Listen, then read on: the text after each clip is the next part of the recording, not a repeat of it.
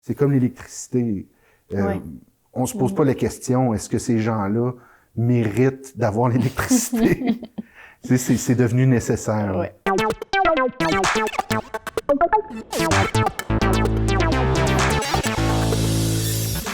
Je m'appelle Cédric Melançon, je suis directeur général au réseau de communication You.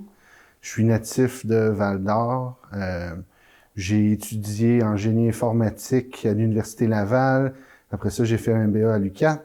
Puis, depuis maintenant bientôt 10 ans, je suis DG au réseau de communication You. Justement, est-ce que tu peux nous présenter le réseau de communication You, depuis quand il existe et puis quelles sont les missions principales? Le réseau de communication You existe depuis 2004. C'est une initiative du gouvernement de la Nation Crie afin de répondre à des besoins en télécommunications dans la région USG. Au groupe Crie s'est joint les communautés non autochtones du territoire, Okay. via à l'époque la CRE-BJ, qui est maintenant l'administration régionale Baie-James. À partir de ce moment-là, ils ont élaboré un projet de déployer une autoroute de fibre optique qui desservirait toutes les communautés de la région.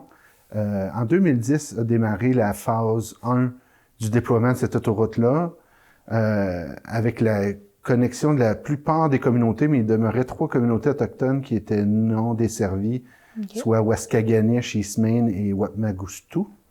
Puis, en 2016, on a fait la phase 2, où est-ce qu'on a déployé essentiellement un câble le long de la route de la Baie-James, maintenant la route Billy Diamond. Puis, on a interconnecté aussi les communautés d'Eastmain et Waskaganish. En 2018, on a débarré notre projet de fibre à la maison, qu'on a terminé en 2020. Puis, pour en revenir à la mission, essentiellement, la mission du réseau de communication You, c'est de déployer ou de fournir des services de télécommunications à large bande sur le territoire USG-Baie-James pour favoriser le développement économique et social, essentiellement. Aujourd'hui, on s'en rend compte avec la pandémie, c'est super important d'être connecté et puis d'être bien connecté. C'est quoi le territoire que vous couvrez? Donc, nous, on couvre USG-Baie-James, essentiellement les 9 communautés autochtones et les 5 communautés non autochtones de la région. On dessert présentement, à Chisasibi, il y a un câble distributeur local qui est interconnecté à notre réseau, mais qui dessert, eux, directement la population. Pour le reste des communautés autochtones et les communautés non autochtones, on les dessert en fibre à la maison, déjà.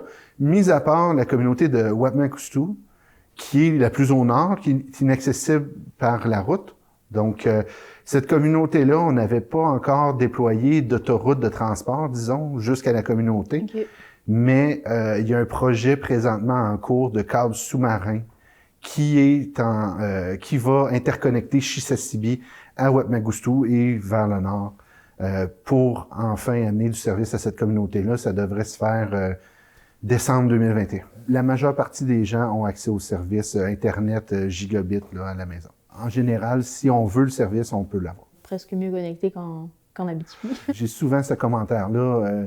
Récemment, je discutais avec Gilles Bélanger, là, député de la CAQ, qui est en charge de ce dossier-là, du dossier de la large bande au gouvernement du Québec.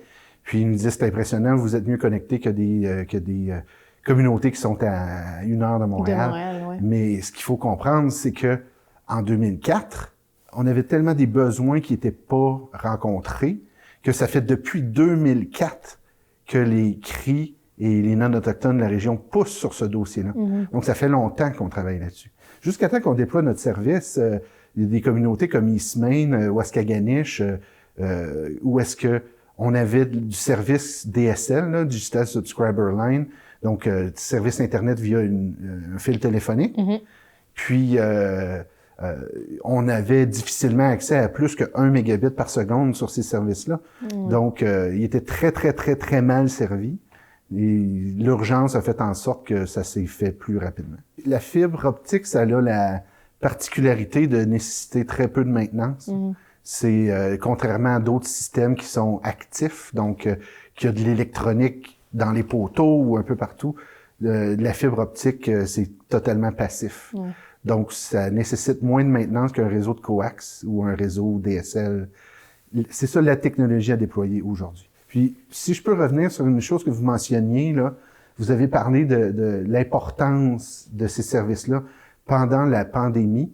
Nous, on a été chanceux. On a fini le projet direct à temps pour que notre population ait accès à ces services-là pendant la pandémie.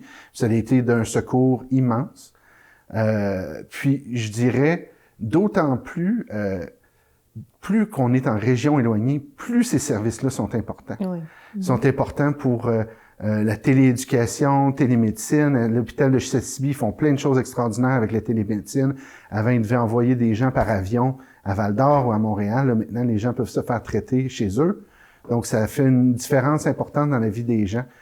Tu disais tout à l'heure que vous étiez un organisme à but non lucratif. Comment vous faites pour financer vos actions? Bien, nous, on opère comme une compagnie de télécommunications essentiellement. Donc, malgré le fait qu'on est un OSBL puis qu'on réinvestit tout dans nos infrastructures, pour le bénéfice de la population, sur notre CA, c'est des parties prenantes locales. Il demeure qu'on fournit des services de télécommunications, on vend ces services-là, puis on se finance à partir de ça. On a eu aussi du financement de plusieurs paliers gouvernementaux, autant locaux, le gouvernement de la Nation-Cree, administration régionale Bay James. On a eu Industrie Canada, maintenant Innovation, Sciences et Développement économique, là. Le ministère de l'Économie et de l'Innovation du Québec, la Société du Plan Nord, qui ont participé à des projets d'infrastructure qui nous ont permis de déployer ce réseau-là, mais à même titre aussi que des Bell ou des TELUS ou des Rogers qui ont accès aussi, eux, à ces programmes-là. Mais essentiellement, l'idée, c'est d'être autosuffisant. Est-ce que vous avez des projets à venir avec le réseau Communication EU? Oui.